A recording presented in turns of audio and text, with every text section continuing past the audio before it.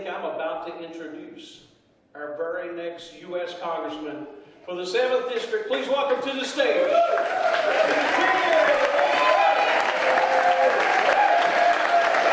But I'm going to say one thing I like to start off every speech this way. Donald Trump did what he said he would do. He made America great again.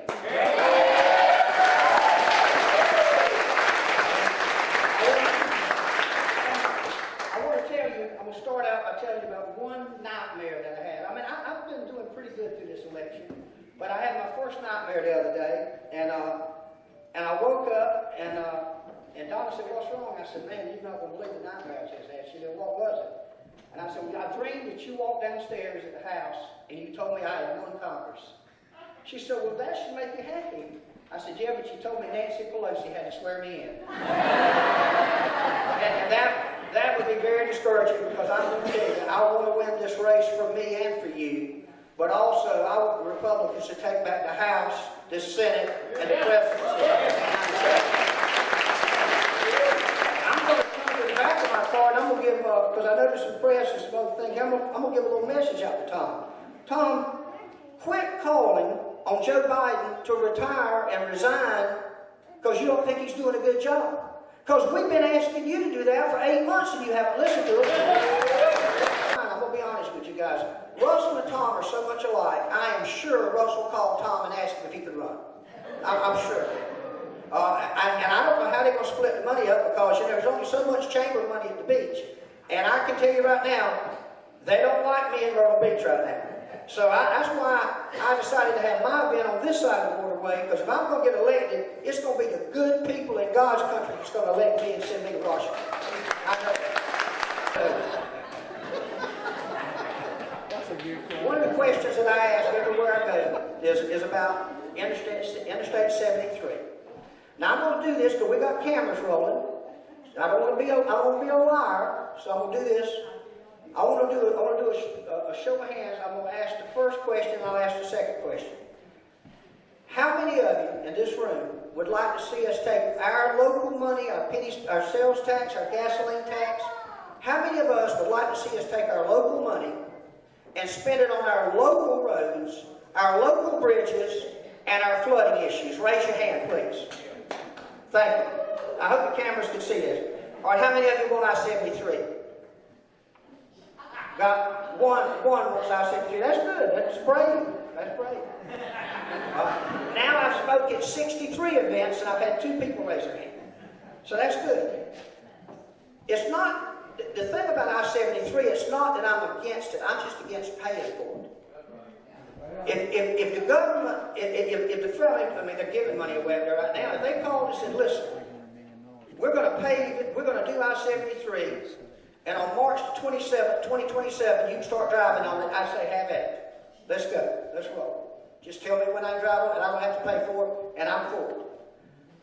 But my job is to do what you tell me to do. Now, we just had a show of hands. What kind of a congressman would I be if I went to Washington and I didn't listen to what you guys tell me to do? But I-73, it's a hot button to me. I've got a lot of people in Myrtle Beach upset with me. Supposedly the governor's coming down here. I heard the governor's coming down next week. I can tell you one thing. If the governor comes to Myrtle Beach, South Carolina next week and promises, as the rumors say, $300 million for I-73, you can bet your bottom dollar Ken Richardson's the man that brought him here.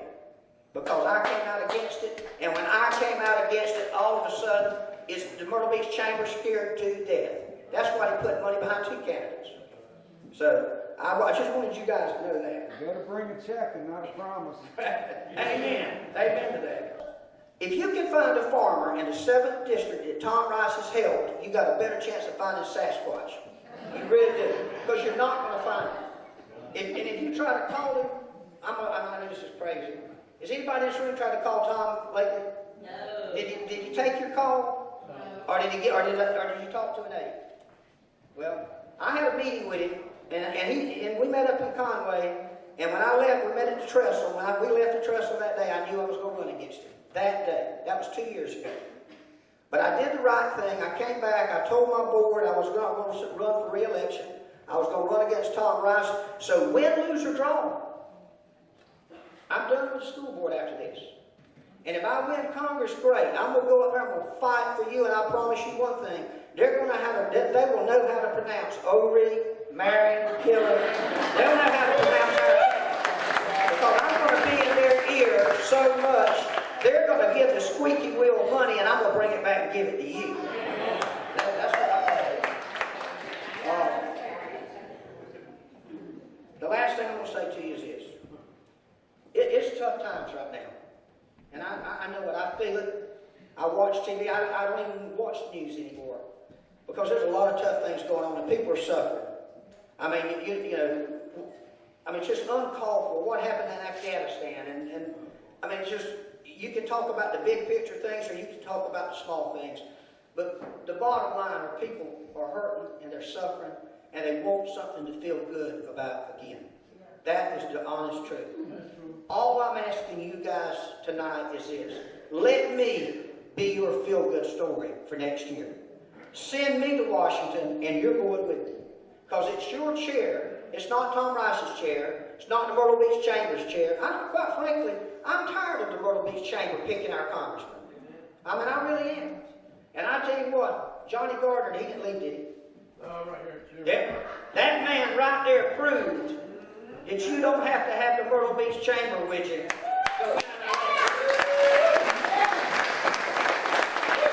But he is living proof that you can go. You don't have to go with the Myrtle Beach Chamber. Now listen, if I win, I'm going to represent them. I'm going to do the best I can. And anything that the people tell me they want, if the people started calling me tomorrow and say, I want I-73, I'll jump on the I-73 wagon. But it's got to be 80%. I want 80% of the people to tell me what they want, and I'm going to try to do it. And if I'm making somebody mad because of what I'm saying, I don't mean to hurt your feelings, but I'm sorry, that's just the way I am. I mean, anybody that's on our school board that's been in the back room with me, they know how I can get.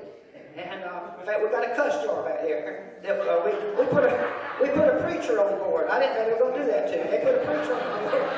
And the first night he came in, he said, listen, I'm going to put a cuss jar back here. He said, Ken, you're going to pay for the Christmas party. So people ask me all the time, why would you want to put yourself through something like that? Why do you want to run for Congress? It's because I love the people. The people have been good to me. And education is what it's all about. That was the platform that I've used. I've served on the Coastal Carolinas Board, I've served on the Horry Georgetown Tech's Board, and now I'm the only person in the state of South Carolina that has ever served as chairman of a Board of Education and a board on a college. I'm the only person that's ever done that. But I'm telling you, if you want to change our world today, we better start right now with the children.